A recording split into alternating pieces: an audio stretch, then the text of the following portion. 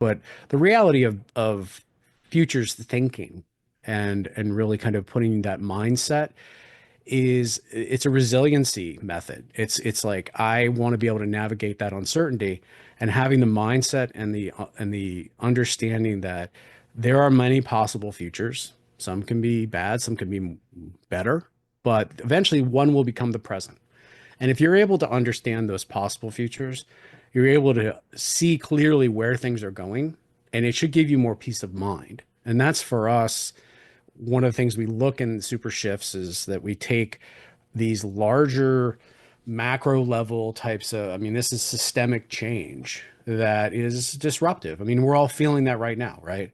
When this is being taped in the United States, there's a lot of economic turmoil with, and that's just on the short term, right? That's with tariffs. Then you think about artificial intelligence and what it's doing to jobs and the fear, but also there's people who are optimistic. So there's a lot of that uncertainty that people are just experiencing in real time. And I think what's happening too is that the rate of change is also shortening.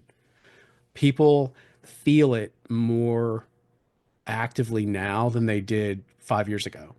Yeah. They're living in this change. They're recognizing that systems are and institutions are breaking down and there's new ones being formed and you're right in the middle of it. And people feel that and they need that kind of, you know, guide of like, where do we go?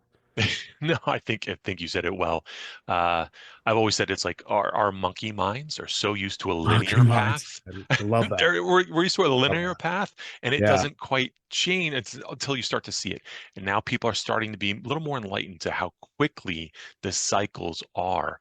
But yet, I still personally think that we're not at the point where people are seeing that sort of exponential growth, which, to what you just brought up, how will that, and this is where I'm kind of curious in your vision and maybe in the context of the book, Mhm. I think one of the things I saw was that AI isn't necessarily taking your job, but it's redefining it. So how does that look like in your view of if someone's, I mean, you could almost take any job and how does Right. it look? Could be a project manager, could be a doctor, a lawyer, could be anybody. What does that look like for those individuals that are trying to position themselves for future proofing their work?